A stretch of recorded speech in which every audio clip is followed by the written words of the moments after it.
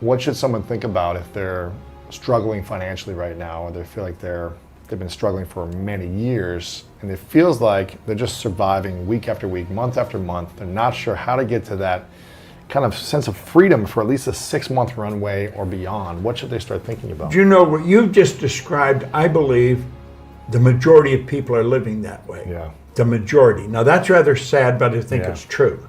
And it's because we only have one problem in the whole world, and that's ignorance. They're living in ignorance. They don't know that what they're doing is going to keep them where they are. And they keep doing it because they don't know how to change. They're overwhelmed with the debt. People are saying, I need the money. They haven't got it. They want to take their family on a vacation. They don't have the money to go. So they may borrow it and go anyway. Now they got more debt. They have to understand that they don't have to live that way. I wrote a book called You're Born Rich. The truth is you are. Most people are just a little short of money, but you are born rich, rich in potential. And then you focus on prosperity. You've got to have a financial goal. You've got to work toward it. And you've got to understand that you can earn more than you're earning. And wealthy people don't have one source of income. They have more than one. I was earning money all last night while I was sleeping. Yeah. You can actually earn more money when you're sleeping than you can spend when you're awake. Yeah. You know, it sounds like a cute line, but it's true. There's no end to what we can earn. If you are not getting information from someone who is already wealthy, then you're probably getting information from the wrong people. Most people ask their brother-in-law, or the guy next door, or the girl they know, how do I earn more? Hell, if they knew, they'd be earning it. They don't know. And most people talk to people that don't know. Carlyle put it very well. He said he did not believe in the collective wisdom of individual ignorance. And that's where most people are getting it from, people that don't know any more than themselves. I was on the fire department in a suburb of Toronto, and there was a man near there who became a friend of mine, Ray Stanford.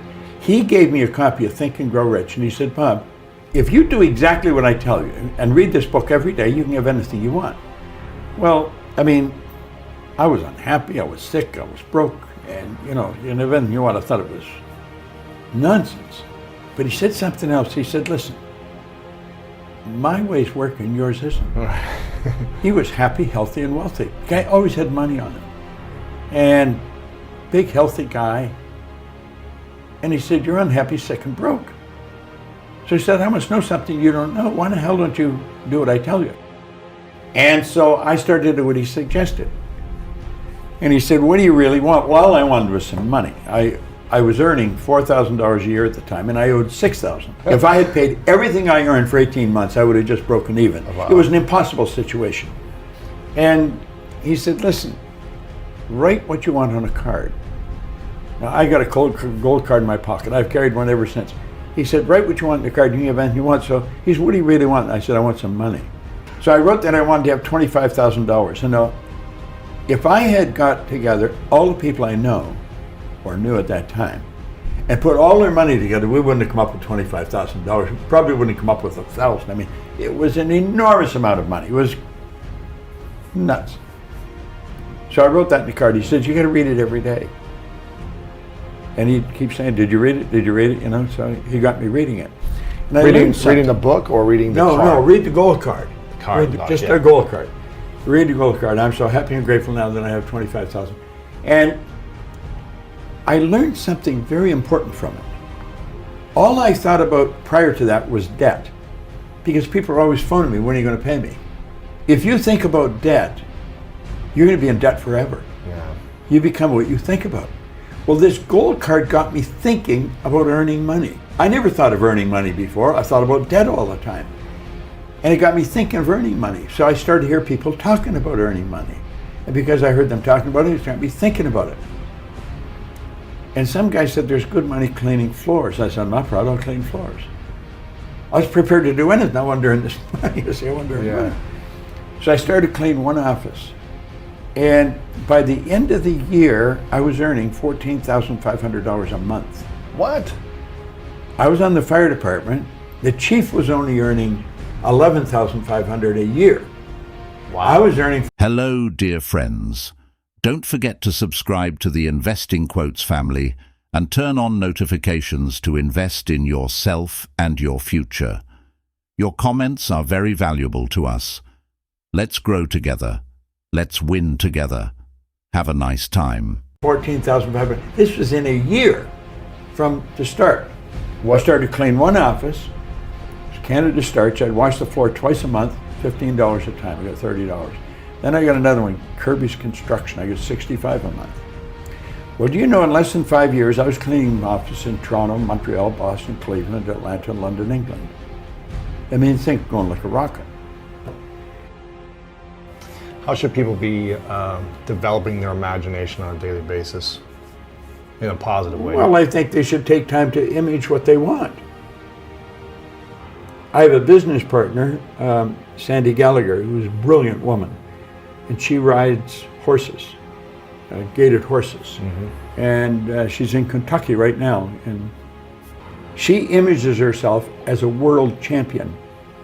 Every day, she takes the time and she sees herself as a world champion.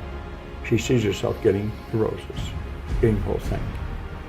And that's what you should do it. I think you build the image of what you want. I mean, you obviously imaged this studio before you ever built it. Right.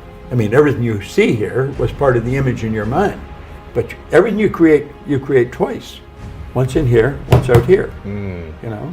So you never get an original painting. You always get a duplicate. The picture's in here. Wow.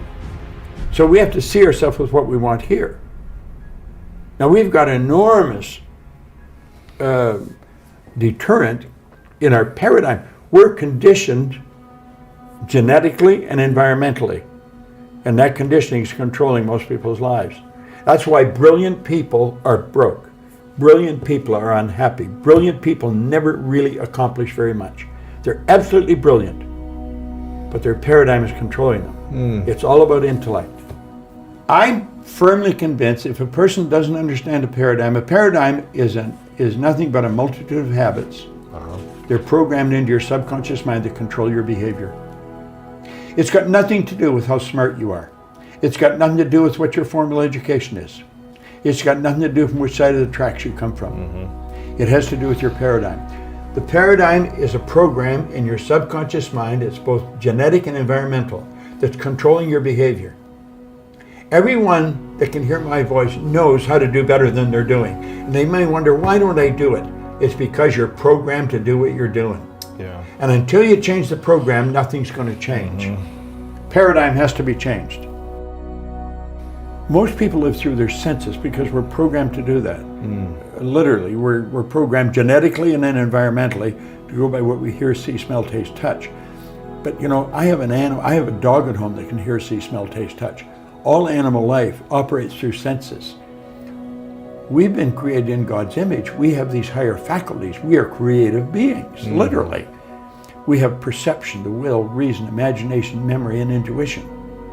They're the faculties that make us separate from everything else.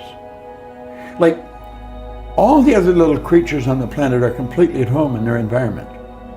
We're the only creature that's totally disoriented in our environment. And that's because we've been given the faculties to create our own environment. Right. But we've never been taught how to use them. What does the power of generosity do for the other person and do for you, the giver? Givers gain. I think the giver enjoys more than the receiver.